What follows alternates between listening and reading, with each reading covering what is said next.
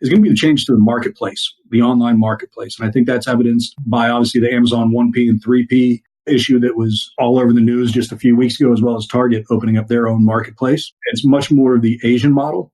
But what I think it's going to be able to do is finally answer the question of how do you do the endless shelf, virtual shelf, whatever, endless aisle, whatever you want to call it. How do retailers do it profitably? This is the E-commerce Braintrust, a podcast about building momentum online for established consumer brands. Join our hosts and their expert guests for high-level conversations about e-commerce strategies, trends, and innovations. Access our Braintrust and boost your brand's e-commerce potential.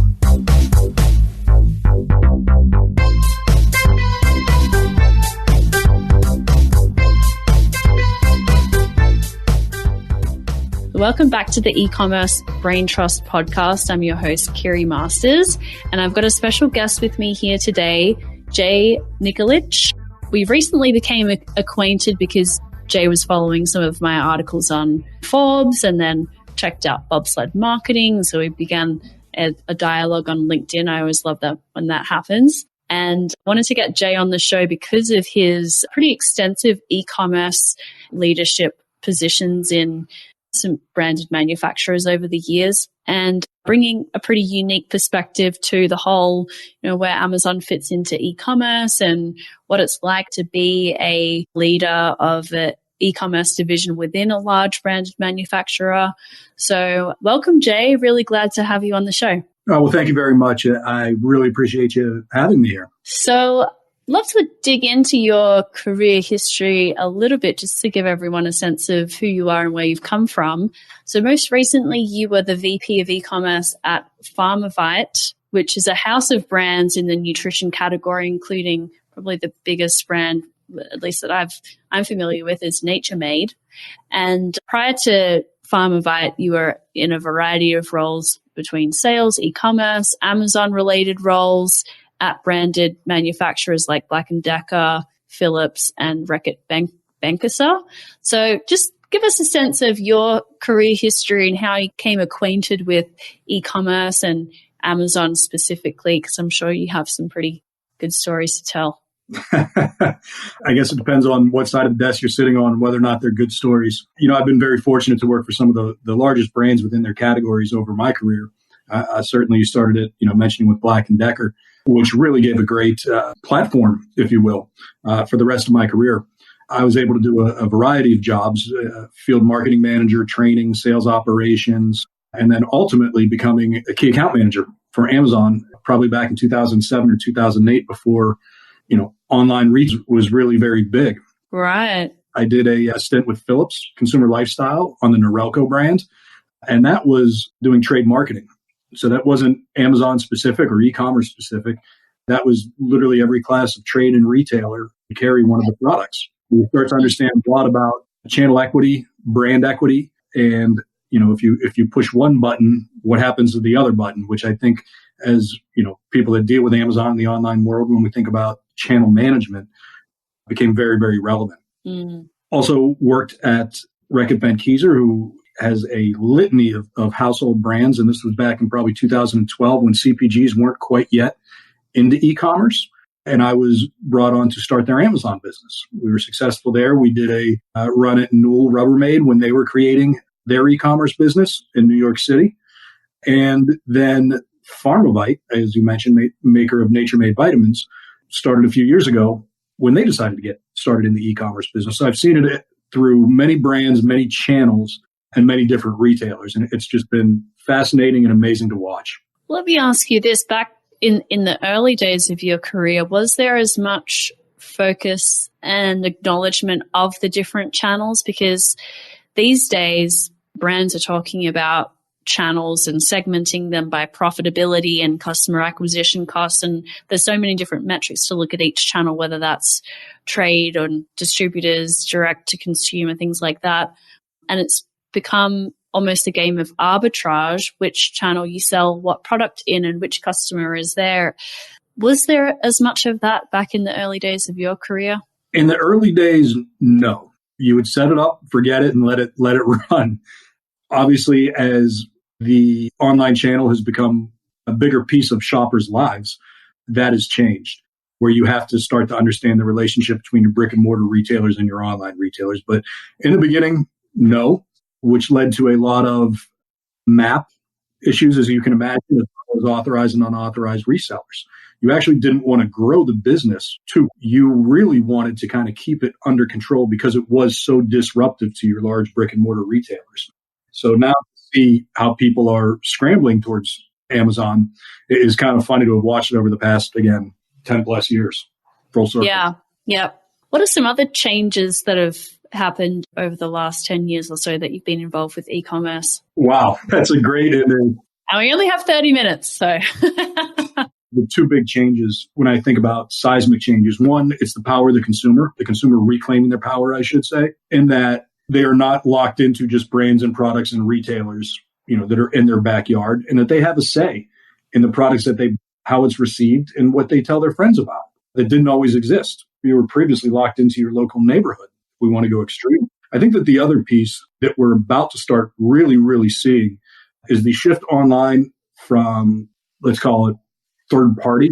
The other big change that I've seen and that we're starting to see more and more of, whether we realize it or not, is going to be the change to the marketplace, the online marketplace. And I think that's evidenced by obviously the Amazon 1P and 3P issue that was all over the news just a few weeks ago, as well as Target opening up their own marketplace. It's much more of the Asian model.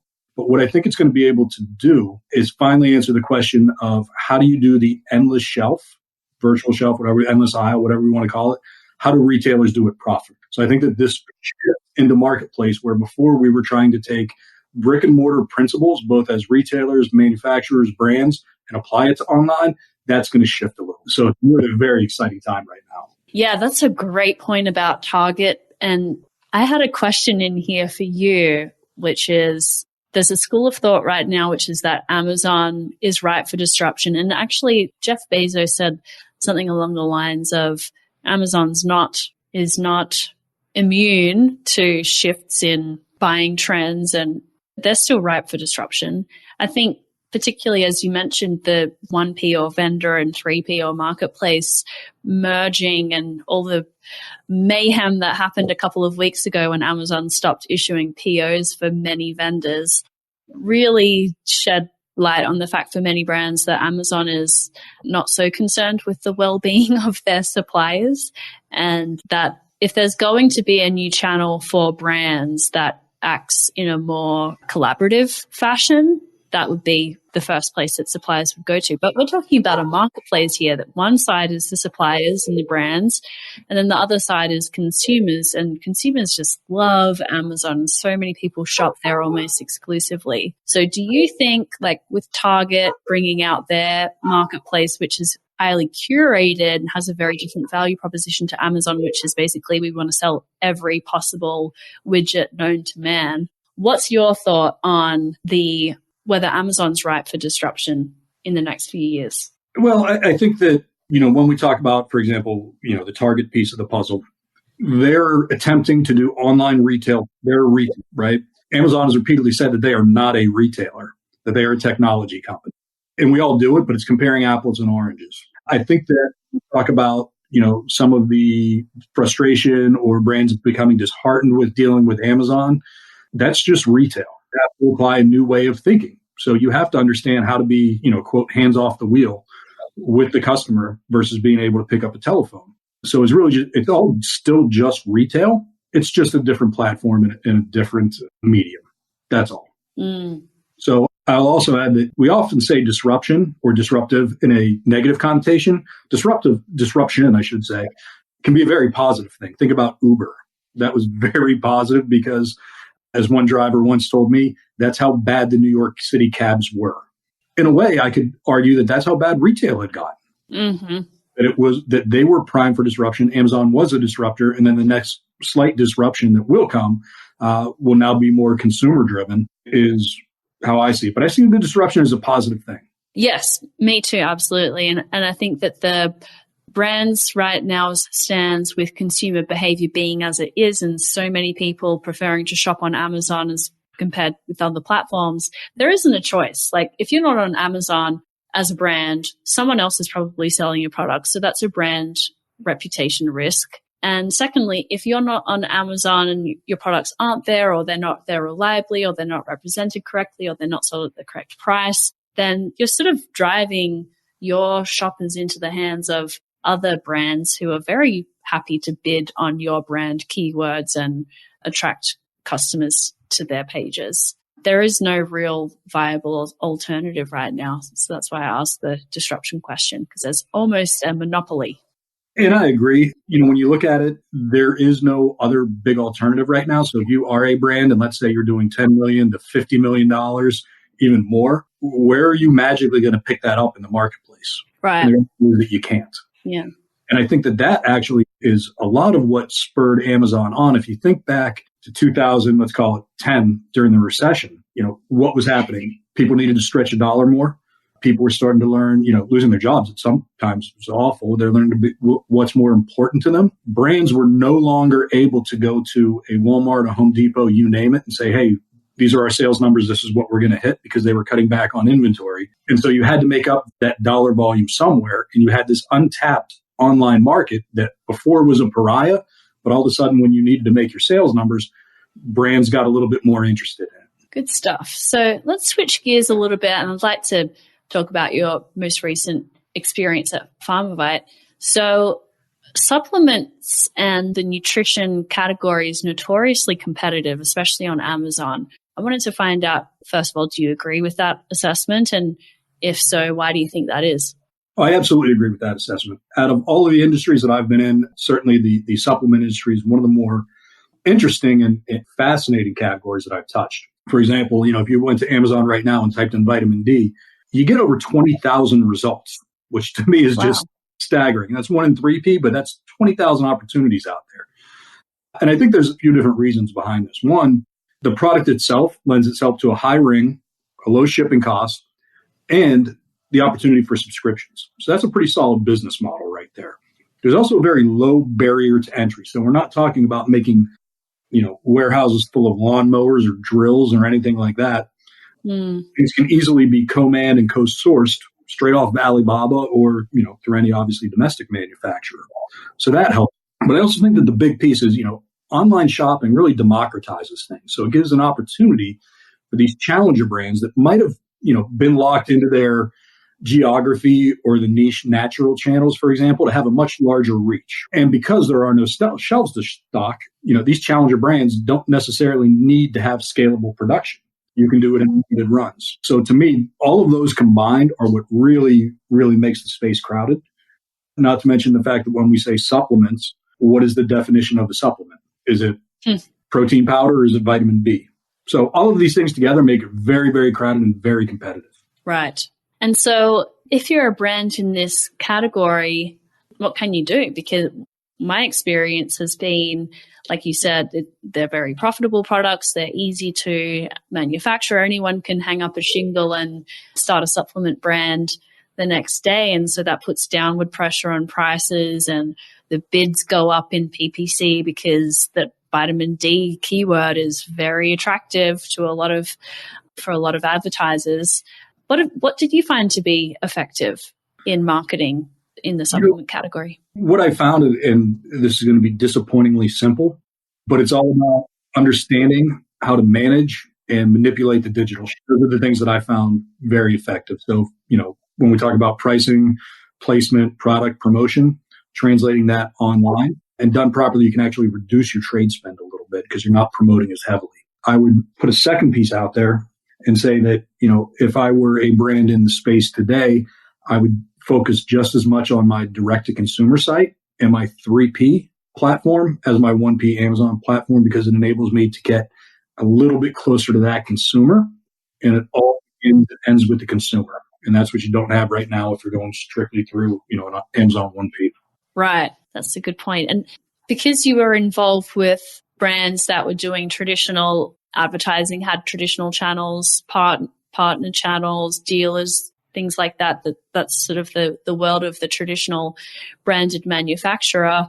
What I've heard from lots of brands that have a traditional distribution model is that both channels end up complementing each other. If you spend more in trade marketing and investing in your distributor network and things like that, that often results in a lift in Amazon sales. Same with traditional media, display, influencer programs, PR, everything like that. And just as an aside, that's why as an agency, we don't do performance-based fees, because any dollar that you spend off of Amazon promoting your brand or products ends up showing up on Amazon. And why should we get credit for that when it was actually your PR agency or a really great viral campaign that you did? Have you found that to be the case as well, is that the channels actually end up fueling each other? I love that you brought this up, and I love the way that you approached it right off the bat. One thing that I always say, the two channels, I can't even believe we're still talking about channels, online and offline. They don't compete, they complement. And take that holistic strategy, and I'm not using words like omni-channel or anything like that, but if you understand your channel strategy, then the two absolutely, they complement each other. At the end of the day, we talked about the consumers being in power. You have to be ready wherever you are, whatever channel it is, when that consumer is ready to react or act, I should say. Yep. 100%. So if I'm at home, if I've seen your product in a store, but wasn't ready to buy it for whatever reason, but I'm then ready to buy it when I get home and I have gathered some more information, or I asked my friends what they were using and they verified, then I'm ready to go on Amazon and actually make the purchase there, even though I was maybe first introduced to the brand and product somewhere else. Correct. So, you can go back and use, showrooming, web rooming, whichever, words of the day we want to pick out. At the end of the day, the fact that we're even using those words means that we're behind, because the consumer doesn't know what those things are.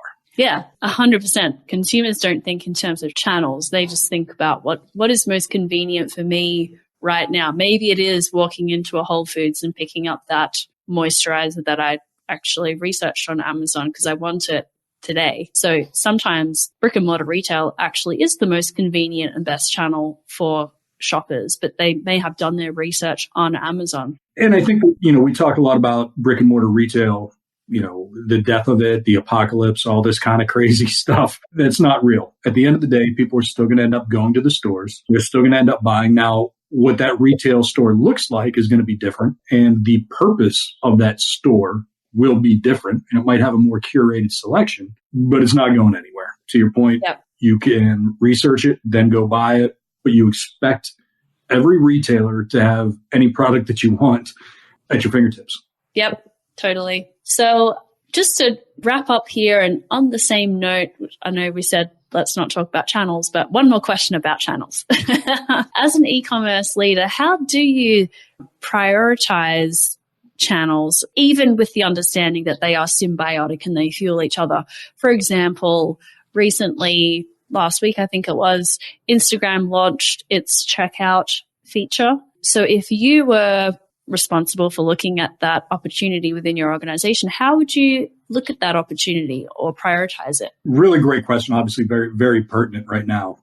I'm going to give you a little bit of a cop-out answer, but hopefully it's okay. I would say, three things. One, is the opportunity scalable? Is it repeatable? And if neither one of those, or even one of those, qualify, then is it able to generate actionable insights? Those are the criteria. With scalable, is it something about like how much of our audience how much of our customer base are we going to actually be able to access with this channel? I would say, can this be a profitable execution? I would say, in terms of repeat, is this something that has longevity, or is this just a one-off? Which that'll change your KPIs and the intention of it. And the most important thing to me, and this is where the cop-out is, what is your strategy? And I don't mean in terms of just this execution. What is your overall strategy and your approach to the channel and your retailers? That will guide everything else.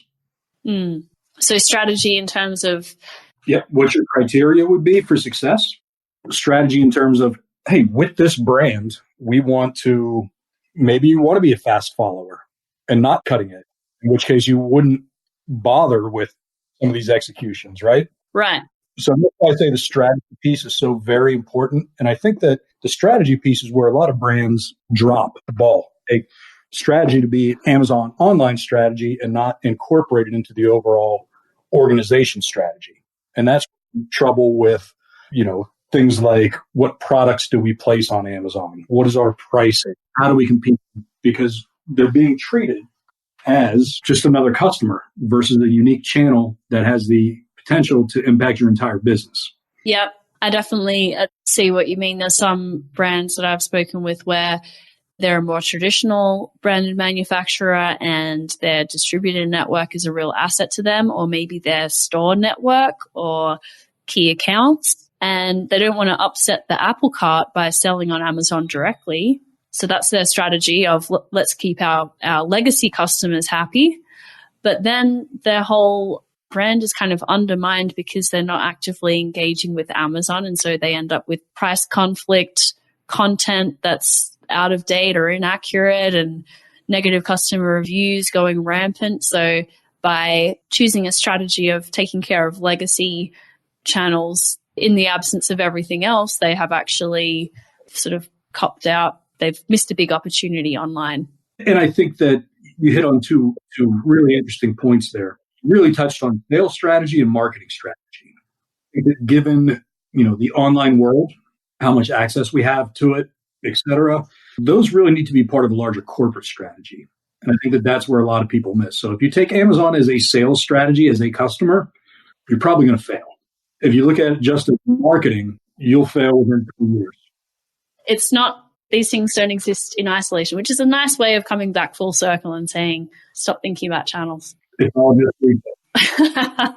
Well, thank you so much for coming on the show and expounding on your experience and what you've seen out in the wild, Jay. So yeah, it's been a good chat. Well, I really appreciate your time and keep up the great work, obviously, with these podcasts. You've had a lot of amazing people on with a lot of fantastic insights. So I wish you all the best, and maybe we'll come back around here sometime soon. Sounds good.